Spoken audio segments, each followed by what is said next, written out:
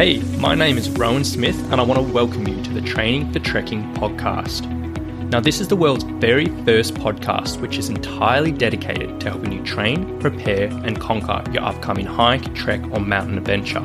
So once a week, I'm going to be giving you quality and practical information on the subjects of physical preparation for trekking, dealing with altitude and nutrition on the trail, so you can know everything you need to be doing to have the best chance of a safe, enjoyable and successful adventure. So now you know what you're in for. Let's get into today's episode. Alright, hello ladies and gentlemen. Today we are talking all about training for sand hiking. So specifically for people who may have a big adventure coming up, whether it's in the desert, whether they're on the beach, whether they've just got exposed to certain sections on the sand, as they go along on their hike. And we're going to be talking through some specific stuff, that a hiker may want to focus on to help get ready for this type of hike.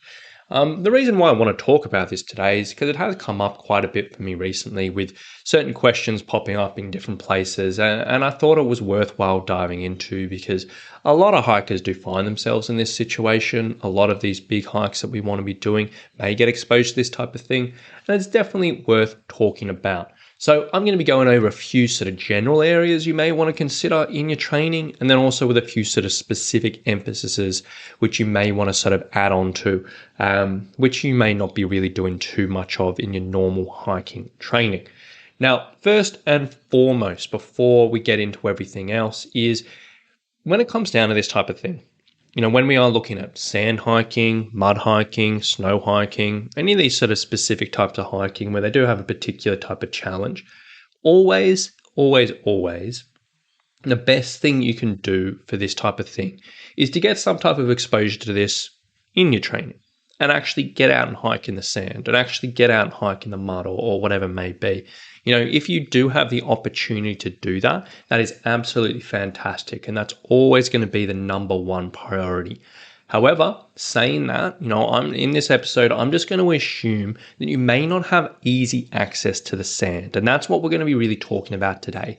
For the hikers who do have a big sand hike coming up or some type of exposure to sand, but they may not be near the beach or they may not have sand in their hikes locally or whatever it may be. And they're needing different training solutions to help sort of fill that gap and get them ready for their hiking without actually being in the sand.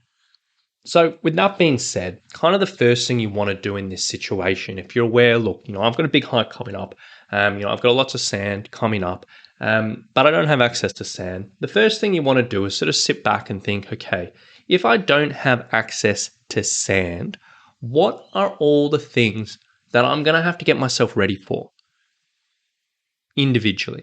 And what I mean by that is we basically want to take out the individual demands of this hike coming up. We want to take out sort of, okay, I've got to be able to walk for 8 hours a day. I've got to deal with certain amounts of elevation. I've got to deal with this pack weight. And then, of course, I've got to deal with the sand and get ready for that. You want to sort of list down all those particular demands. And then essentially, we want to sort of look at in our training how we can actually get you ready for these types of things almost individually. So you may not be getting ready for 8 hours worth of walking in the sand specifically, but you're going to get ready for 8 hours worth of walking. And then you're going to get muscles strong enough to be in the sand. And then you're going to get yourself ready for whatever pack weight it may be or whatever it may be. And taking these certain ideas and sort of training them individually or training them in other areas, that's kind of the way that I sort of look at this. And then typically, once you've sort of come up with all those things, then we want to sort of break it down into the 4 elements of training that I always typically talk about for hikers. The hiking, strength training, hiking specific conditioning, and mobility work. So with your hiking in this situation, if you don't have access to sand, essentially the priority here is just basically getting yourself ready to walk for pretty much the same amount of time as you will have to do on this hike. So if you have to do 6-hour days, you need to get yourself ready at least to be able to hike 6 hours at a time. If you have to do 8-hour days, you got to get yourself ready at least to be able to walk 8 hours at a time or whatever it may be. And in this situation with your hiking, you're purely getting yourself ready to walk for a certain amount of time, certain amount of distance. You may not get exposure to the sand, but that's what we're trying to tick off. On top of that, if you are expecting to carry a pack, also we want to get yourself ready for doing this type of time with this type of pack. So an 8-hour day with a 10 kilo pack, if that's what you're, expecting to do on this trip or whatever it may be. And they're the things we really want to prioritize with our hiking. We don't have to worry about getting specific exposure to certain things if that's not a possibility, but purely time under your feet and then pack weight and get yourself comfortable with that. Now, once we're ticking that off and we're comfortable with that, then we basically go in and fill the other gaps in with your training, with the sort of other sessions you may do in your week, with your strength training, with your hiking specific conditioning. Now, strength training for sand hiking does come with quite a bit of emphasis because, as we know, if we've ever hiked in the sand, our legs, they will cook out really, really quickly. They'll get tired, they'll get burny, they'll get sore in weird places, and then also that can lead to, a little bit of discomfort and pain. So essentially, we really, really want to get our legs super, super, super strong and super resilient to get ready for this. Now, as a general whole, the typical recommendations around strength training for hikers will apply here. So making sure you're developing strength through the quadriceps, through the hamstrings, through the glutes, through the lower limbs, your core strength, a bit of upper body strength as well. And making sure you're going through all those typical things that we talk about in this podcast and getting a really solid foundation of general strength. But then when we're talking about sand hiking, there's probably a couple of different areas that we want to emphasize a little bit more than you may emphasize in your typical hiking. Now, number one is putting some extra emphasis on the lower limbs, or the lower legs, I should say. So the calves and the shins. Now, as we know, if we've been hiking in sand before, particularly soft sand, those lower limbs take an absolute battering. They do a lot of work to help stabilize the feet. They do a lot of work to help deal with this sliding sand. They do a lot of work to help propel us as we go through. And getting them strong is very, very important. And unfortunately, a lot of hikers do tend to neglect this area in their training, and they may just focus on things like squats and lunges and all of that. But putting big emphasis into getting these areas strong in your training for your sand hiking, very, very, very important. So typically we want to look at 3 areas when you're looking at this for your lower legs. You want to be looking at your calves and specifically working the 2 different muscles in your calves and also your shins.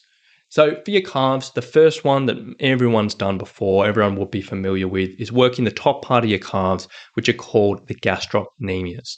Now this is done by just typical calf raises where you go on a step, drop your heel off the edge, push on up to the top and do that a bunch of times. Dead simple. Lots of hikers have done that. And everyone will be familiar with that. And definitely make sure that's part of your preparation, both in training high repetitions and getting a nice burn, and also sort of lower repetitions when you're challenging the weight with a pack or a dumbbell or whatever it may be, and adding a little bit extra challenge there. Now, the second area of your calves we want to be working is the lower part of our calves, which is called the soleus or soleus, or however you want to pronounce it. Essentially, this muscle is a little bit deeper, a little bit lower, but just as important for our hiking in general, and also specifically on the sand. Now, for a lot of hikers in their training, they'll tend to miss this particular muscle and typically train, the other side of the calf, so it's that gastrocnemius. But we do want to put quite a bit of emphasis into this. Essentially, to make sure you are training this area, we kind of want to be doing sort of calf movements, so like calf raises, but we want to be doing them with a bent knee. Now, what that will do is that'll turn off the gastrocnemius and make sure that's not doing a huge amount of work, and really put most of the emphasis into that soleus. So essentially, you do a normal calf raise motion, but what you're going to do is have your knee bent in like a quarter squat position, maybe a half squat position, something like that, and exactly the same movement. So pushing up onto your toe, little pause, coming down. And again, making sure you're getting some emphasis between higher repetitions and also some lower repetitions with a bit of weight as well. And then the third area you want to sort of look at here is strengthening up your shins as well, which is something not a lot of us will typically think about, but it can be very, very beneficial. Now, the shins, tibialis anterior, does play a role and help support the knee, the feet, and particularly when you're doing in this soft sand hiking, it does go a long, long, long way. Essentially, strengthening up the shins, there's not a huge amount of different variations you can do, but probably the simplest thing is basically lean yourself against a wall, so you're at a slight angle. And literally all you're going to do, having your heels on the floor, is just pull your toes up, feel the contraction in the shins, and then slowly, slowly lower them.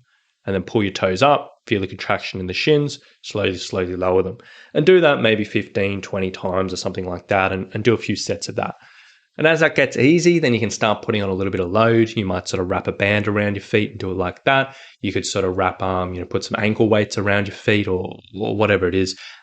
This one is a little bit trickier to get a bit heavier, so I wouldn't expect you to really put a huge amount of emphasis into heavier strength training, but getting some exposure to strengthening this up or more on the endurance side of things can be very, very beneficial. So making sure in your strength training, you are getting some good emphasis into the two areas of your calves and also your shins.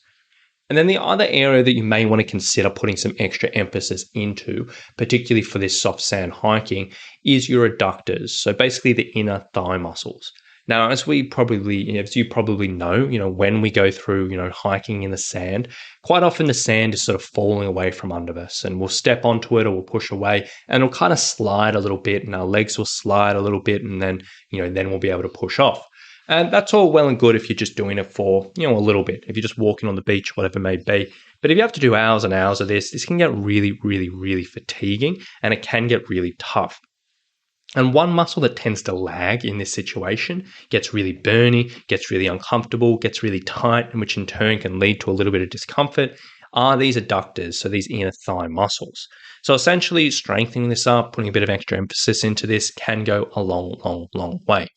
Now, there's a bunch of different ways you can go about this. Probably some of my favorite exercises to do here are sort of lateral lunges or lateral split squat variations, which can be, a really good way of targeting this.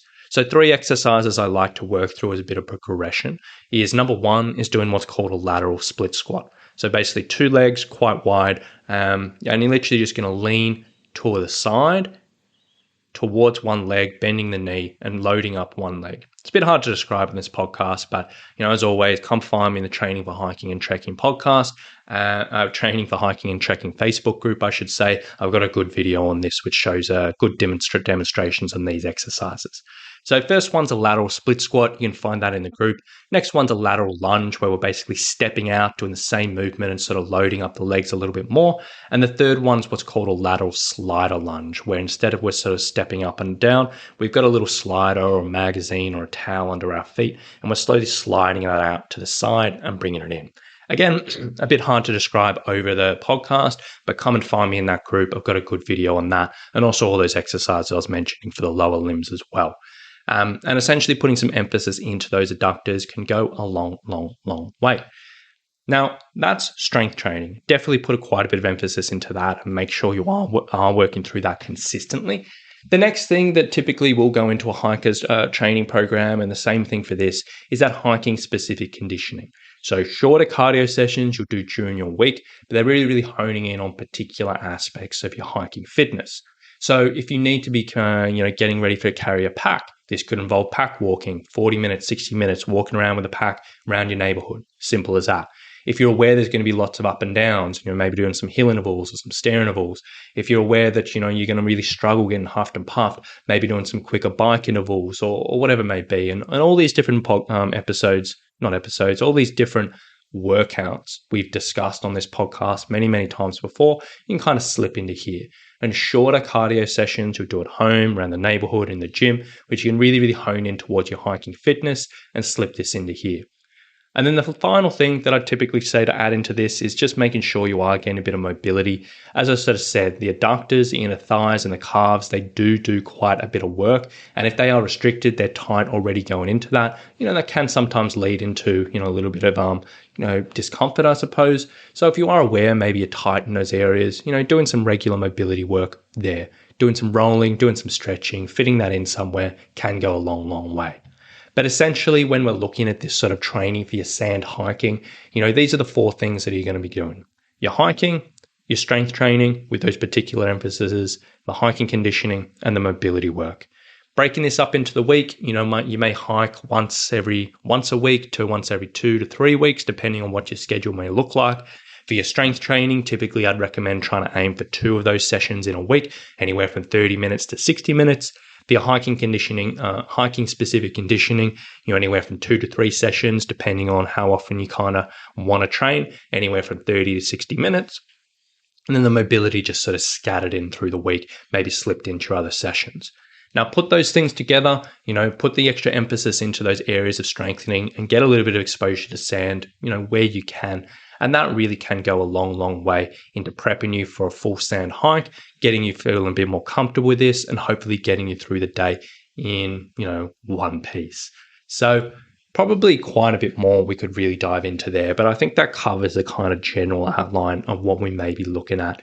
If you are preparing for one of these specific hikes, whether it's a sand hike, mud hike, snow hike, whatever it may be, and you can't actually get exposure to that particular stimulus and that particular challenge in your training, don't worry. Yes, it's going to be a challenge, but there are ways to prepare yourself for these types of things, even if you can't get yourself exposed to it. Work through this process. Cover off those 4 things, put extra emphasis into the areas that you need to fill these gaps, and it can go a long, long, long way into getting yourself ready for these adventures, getting yourself confident, comfortable, confident, and get through these days in one piece. So, as I sort of said earlier, if you were wanting some video demonstrations of some of those strength exercises I mentioned, as I said, a bit hard to sort of talk through the ideas today on the podcast. If you did want some extra ideas around that hiking specific conditioning and want some particular workouts to help there, or some stretches for some of the mobility things that we mentioned, or whatever it may be, come and find me in the Training for Hiking and Trekking Facebook group. Now, inside that group, as I always say, always happy to share extra information, expand on these episodes, and really talk through a bunch of other things, which may sort of complement what we talk about on this podcast today. So if you want to come find it, it's a Training for Hiking and Trekking Facebook group. You can find that a link for that in the show notes below. But aside from that, thank you very much for listening today. I really hope you've enjoyed it. I hope you got some ideas around it, and I hope it sets you up for success moving forward. So thank you so much for listening, and we'll talk to you soon. Bye.